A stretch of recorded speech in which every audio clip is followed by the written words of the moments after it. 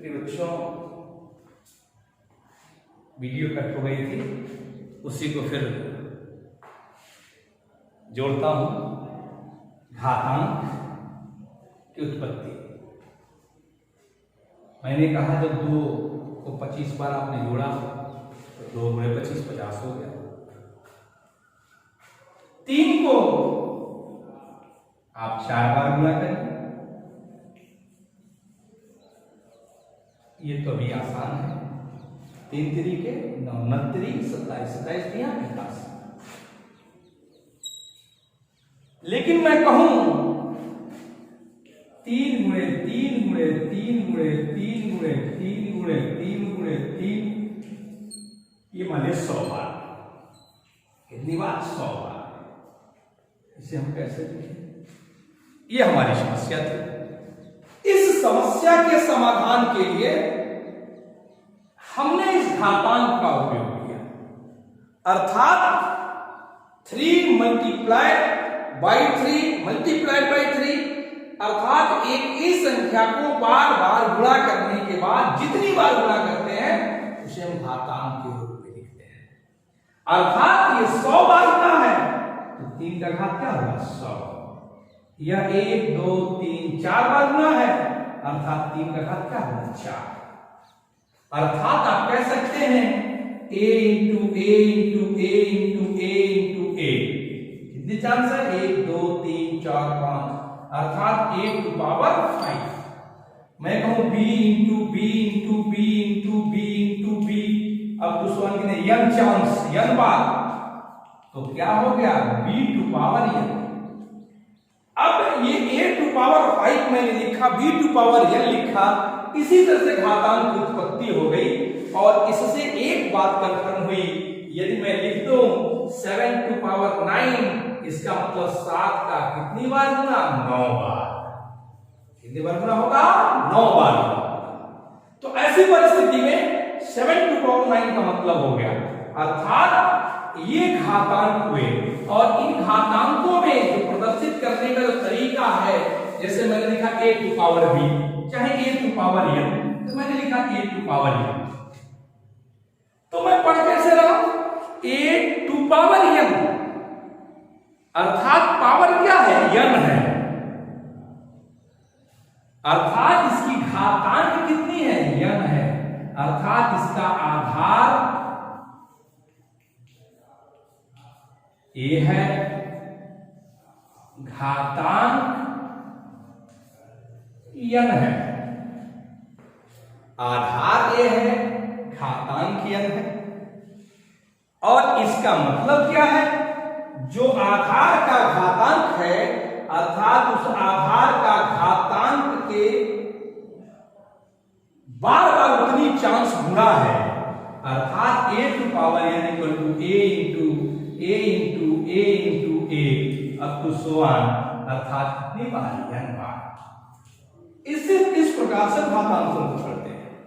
और इस घातांकों के अंतर्गत हम किसी भी संख्या का मान ज्ञात कर सकते हैं, वैल्यू ज्ञात कर सकते हैं। और वो वैल्यू कैसे है? जैसे सपोज करिए माइनस, चाहे एक सामान्य चीज 4 टू पावर 5, इसका मान ज्ञात करिए क्या होगा?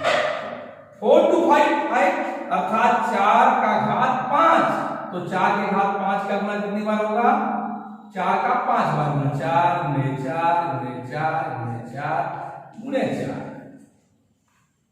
ये इसकी मतलब, अर्थात घातांक में यदि 4 का घात 5 है, जो ये आधार है, इस आधार का घातांक की बार इतनी बार गुना करना पड़ता है, 4 गुणे 4 गुणे 4। यदि 10 होता तो 10 बार, 20 होता तो 20 बार गुना करके उसकी वैल्यू ज्ञात करते।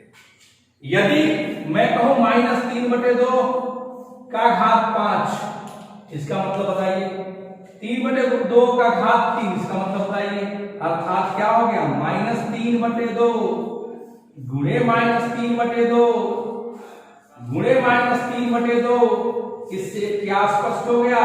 हर का गुणा हर में करते हैं, 2 2 2, अर्थात कितना हो गया? ये 2 गुणे 2 गुणे 2, ये माइनस गुणे माइनस गुणे माइनस, अर्थात -3 गुणे 3 गुणे 3, अर्थात हो गया 3 3 29 27 -27 बटे 8। इस प्रकार से हम घातांकों की वैल्यू ज्ञात कर सकते हैं, या इस प्रकार से हम एक ही संख्या को, चाहे वो परिमेय संख्याओं के रूप में हो, चाहे वह किसी सामान्य अंक के रूप में हो, चाहे पूर्णांक के रूप में हो, यदि उसकी घातांक है उतनी बार गुणा करके उस वैल्यू को ज्ञात कर सकते हैं। और ऐसी परिस्थिति में जो इस दिए जा रहे प्रश्न में ये 3 बटे -3 तो आधार होगा, 3 घातांक होगा, तो घातांक की पहचान करिए, आधार की पहचान करिए तथा उसकी वैल्यू ज्ञात करिए। आज की क्लास में बस इतना ही।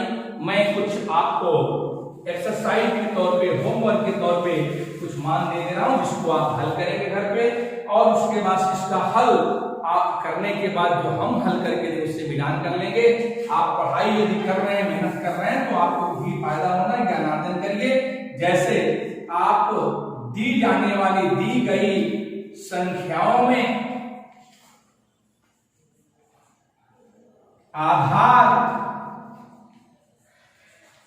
व घातांक ज्ञात करते हुए घातांक का मान लिखते हुए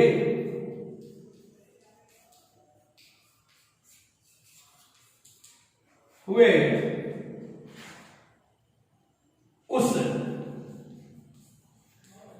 संख्या का मान ज्ञात कीजिए।